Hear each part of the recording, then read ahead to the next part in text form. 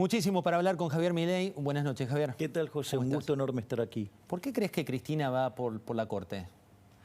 Porque es culpable. Si vos estás limpio no tenés que ir por la Corte. La dejarías actuar libremente. Pero justamente yo creo que el gran problema del poder político en Argentina es que está sucio de un lado y del otro. Es decir, están sucios de los dos lados. Y además se tiran carpetazos. ¿Cómo qué? Se inventan cosas y te inventan causas. ¿Son inventos o son reales? No, digamos, o sea, todo... la podredumbre está de los dos lados, ¿eh? De los dos lados. Todos juegan, ¿eh? No es que, digamos, juega uno y el otro es el cándido. Es mentira. Los dos lados juegan. O sea, juegan, digamos, con la posverdad en los medios, juegan, digamos, con la justicia. Es decir, está todo corrompido el sistema. No es que está podrido una parte, no, está todo podrido. Y el problema con la justicia es que es la garantía de la República. Por eso nosotros una de las cosas que estamos proponiendo es poder lograr escindir la justicia del resto del poder político. Es decir, hasta presupuestariamente, y que además la estructura venga determinada por la propia justicia. Es decir, que los propios miembros, digamos, que hacen al derecho en Argentina sean los que determinan esa estructura para que sea una estructura de excelencia y no que responda a caprichos políticos o a intenciones de, por ejemplo, que te pase en Brasil que un tipo que tenía que estar preso termine presidente. O sea, ¿propondrías una reforma judicial? Sí, pero justamente para que la justicia sea verdaderamente independiente es la única garantía que tiene la República. Si no, digamos, el sistema cae en el naufragio total, porque entonces el Poder Ejecutivo se te va a convertir en una tiranía, el Congreso se te va a convertir directamente en una oligarquía, y si es todo lo que pasa. ¿Por qué? Porque acá nadie la paga. Es decir, acá la hacen todos y la paga, y nadie la paga. Y es carpetazo contra carpetazo, y entonces negocian qué hacen o no. Javier, el otro día hablando de nadie la paga, hubo un asesinato que fue el de un empresario, ¿no? De Blaquier por una moto. ¿Qué pensás qué debería hacer en este caso la justicia penal para que eso no vuelva a suceder? Mira, Argentina tiene un problema grave. Allá por el inicio del régimen kirchnerista, cuando tuvo que completar la Corte, justamente Kirchner impulsó a un impresentable como Zaffaroni. ¿Sí? Un tipo que está a favor de los delincuentes. Así, lisa y llanamente. Es un tipo que aplica algo que en New York se empezó a aplicar en los 60s y lo que hace es que pone a la víctima en lugar del victimario y el victimario lo convierte en víctima. Un delirio total. De hecho, cuando estaba pasando eso en Nueva York, justo Gary Becker había terminado de hacer su tesis doctoral en Chicago y se va a dar clases a Columbia. Y cuando ve eso dice, esto no puede funcionar. Y así es que en el año 1968 escribe el artículo Crimen y Castigo, que da origen al análisis económico del derecho. Y es interesante porque lo que decía, mirá, si vos le bajás los costos al delincuente, lo que va a hacer cualquier actividad que se vuelve más rentable, crece. El delito es lo mismo. ¿Y qué es lo que terminó pasando? Lo que terminó pasando, para los años 80, New York era un infierno. Hasta que vino, ¿quién? Rudolph Giuliani. ¿Y qué aplicó? Cuando digo eso que se llama el principio de las ventanas rotas, es el que las hace, las paga. Y vos haces un crimen chiquito y pagás, imagínate si hace uno grande. Hizo algunas cosas más. ¿Y cuál es el resultado? Hoy vas a Nueva York, es un placer. Es decir, entonces, el que la hace, la paga. La víctima es la víctima y el victimario es el victimario. Es decir, y las penas... Entonces, si seguimos con toda esta zaraza zaffaroniana, ¿sí? Aparte, fíjate, o sea, en la ópera se llamaría no le da el physique to roll, ¿no? ¿Cómo digo vas a poner de juez un tipo que se llama Zaffaroni? O decís que estaba predestinado por apellido en este caso. Y no le daba el physique to roll, o sea, es como, digamos, que pongas de tesorero que se llama Gran Chorro, qué sé yo. Dale.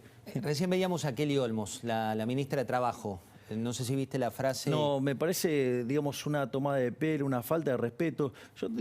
La pregunta es, hagamos la prueba ácida. Te dejo la heladera vacía, no te dejo un mango en el bolsillo y tenés que sobrevivir todo el mes así, y Argentina gana los 7 partidos y es campeón del mundo. ¿Te morís? ¿Qué está diciendo? Es una estupidez, no resiste el más mínimo análisis. Lo peor de todo es que el problema es que lo diga quien es ministro de Trabajo. Ese es el problema. ¿Me comprendés lo que te digo? ¿Cómo va a decir semejante barbaridad? Y además, no fue lo único que dijo, o sea, demostró un perfecto desconocimiento de cómo funciona el mercado de trabajo. A ver, el problema de Argentina, Argentina, el sector privado no crea empleos desde el año 2011. Es decir, concretamente, digo, tenés casi clavado en 6 millones de empleos formales. Es decir, subieron 79.500 empleos nada más. ¿Por qué no los crea? Bien, ahí está el problema. Pero quiero decir que en el medio, digamos, el sector público los incrementó en más de 800.000. Y vos hoy, en el sector informal, ya tenés 8 millones. ¿Por qué no los crea? Porque, ¿cuál es la ingeniería del crecimiento? Es el vínculo entre ahorro e inversión. Si vos ahorrás, en Argentina te matan. Siempre buscan la forma de expropiarte. Y suponete que lográs resistir y que eso logra financiar a la inversión. Si vos ganás, te matan. Entonces, ¿cuál es tu incentivo a invertir? Ninguno. Entonces, ¿qué es lo que pasa? No se acumula capital. Al no acumularse capital, no se demanda trabajo, no hay mayor productividad, los salarios reales se destruyen y tenés más pobres y más indigentes. Sí, que aparecen y van creciendo. Voy a saludar a mis compañeros. Paz Rodríguez Niel, buenas noches. En minutos vamos a tener aquí a Luis Juez, está ya en nuestros estudios, es uno de los hombres del día, junto a Javier Milei, por las noticias que han acontecido en el día de hoy. Pero contanos en un minuto, Paz, ¿qué es lo que viene? Mira, estamos a las puertas de un grave conflicto de poderes. La tensión entre el kirchnerismo y la Corte llegó al punto extremo. Y vos me dirás, pero ya hablamos, hace mucho tiempo viene esto en un punto extremo. Bueno, hoy llegó un paso más allá. ¿Por qué? Porque Cristina Kirchner insiste en designar para el Consejo de la Magistratura al senador Doñate, en el lugar que la Corte dijo hace una semana nada más que era para Luis Juez, a quien tenemos aquí presente. Ahora bien, ¿qué pasó? Ese era un mandato, el de Doñate, sobre el que resolvió la Corte, que se termina este viernes. Esto es un nuevo mandato sobre el que hay que resolver ahora, que es para la semana que viene. Entonces, Cristina lo que está haciendo, y seguramente va a sostener esto, es, bueno, yo ahora no tengo ningún fallo nuevo de la Corte todavía, y está diciendo, mando nuevamente a Doñate, ni más ni menos, habiendo otros legisladores. ¿Qué es lo que quiere hacer mañana Cristina Kirchner? Que esto se lo convalide el Senado a pleno. No lo necesita en realidad, porque basta un decreto. Ella, sin embargo, está buscando el apoyo de todo el Senado para que esto se convierta en una pelea Senado-Corte. En minuto vamos a preguntarle a Luis Juez si piensa demandarla, ¿no? Porque puede ser una de las figuras que vengan de cara a lo que viene, aparte de lo que cuenta Paz de lo que va a ocurrir en el Senado. Reservas, Banco Central. Hoy veíamos el último informe, vemos la salida que hay, el drenaje constante. ¿Por qué? Porque sobran pesos. Acá no, el problema no es que faltan dólares. Y ese diagnóstico le cabe, digamos, tanto al oficialismo como a la oposición. Acá no hay un problema de que falten dólares, acá hay un problema que sobran pesos. Y básicamente tampoco es que sube el precio del dólar, es que pierde valor el peso. El peso es la moneda que emite el político argentino, por ende no puede valer ni excremento, porque el político argentino no sirve ni para bono. O sea, el peso no puede valer ni excremento. Porque es la moneda que emite el político argentino, que no sirve ni para bono. Entonces, por eso vos ya le sacaste 13,0 a la moneda, les podés sacar 3 más. Es decir, cuando vos, por ejemplo, en el año 2001 con 100 pesos comprabas 100 dólares, hoy comprás 30 centavos de dólar. Ahora, ¿por qué? Entonces, esto tiene que ver con la pérdida del poder adquisitivo de la dinero, que es la vieja frase de Friedman. La inflación es siempre y en todo lugar un fenómeno monetario causado por un exceso de oferta. Y eso puede ser porque vos emitís o porque te cae la demanda de dinero. O te pueden pasar las dos cosas y es una catástrofe. Y el problema argentino, si lo mirás por el lado de la oferta, vos tenés un problema con la emisión pasada, con la emisión presente y con la emisión futura. ¿Por qué tenés problemas con la emisión pasada? Porque como la política monetaria tiene un efecto rezagado de 18 meses a 24 meses, ¿qué es lo que pasa? Vos emitís hoy, el impacto lo ves entre 18 y 24 meses. Durante los 2 primeros años, este gobierno de delincuentes emitió 11 puntos del PBI, emitió 2 bases monetarias. ¿Qué quiere? ¿Que no haya inflación? Aun cuando vos cortaras la emisión monetaria hoy, vas a seguir teniendo inflación. Punto 1. Punto 2. Tenés problemas con la emisión presente. Digo, dentro de los disparates que hicieron, adelantaron la liquidación de la soja, compraban a 200 y vendían a 140. Van a tener que dar... pan para hoy, hambre para mañana. Claro, o sea, no solo que adelantaron la liquidación, digo, claramente porque había una caída de la demanda de dinero brutal, sino que al mismo tiempo, ¿sí?, emitieron salvajemente y expandieron la base en un 25%. O sea, y además tenés déficit fiscal, que lo financiás con emisión monetaria, entonces tenés problema con la emisión presente. Y tenés un problema con la emisión futura. Esta es la parte más grave todavía. Porque vos, así como tenés la base monetaria, vos tenés el equivalente de 2 bases monetarias en el LELIX, que es dinero que vos emitiste para financiar al fisco y que por otra ventana lo absorbiste, ¿sí? O sea, ¿qué hace el gobierno? Le pone un bono no transferible al Banco Central, el Banco Central emite pesos. Entonces, ¿qué hace? Lo saca por otra ventana que se llama LELIX. Y hoy vos tenés... Que eran las que iban a servir para, había que reducirlas, dijo el presidente, Claro. para aumentarle a los jubilados. Sí, digamos, una de las tantas estupideces sin sentido que dijo el títere.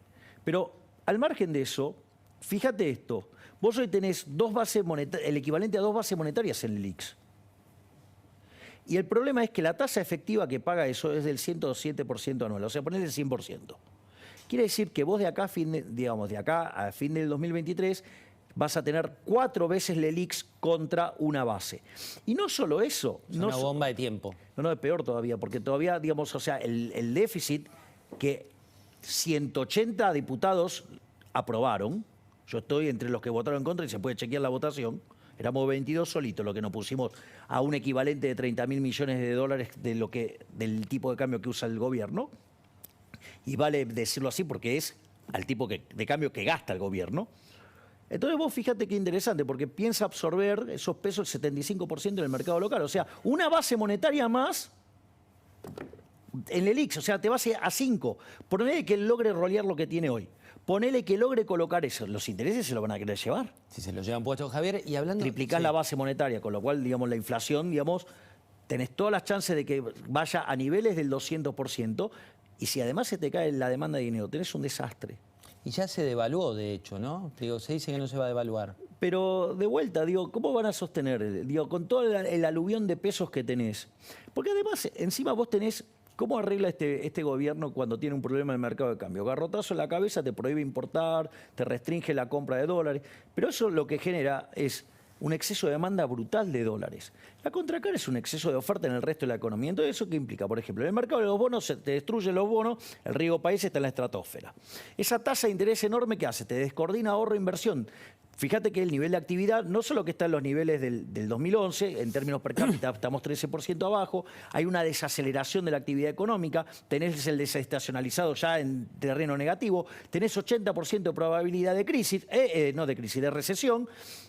¿Eso qué te hace? Que el ahorro se te fuga, la inversión se te cae, no generás puestos de trabajo, no generás mayor capital per cápita, no generás mayores salarios reales, por ende te aumentan los pobres y los indigentes.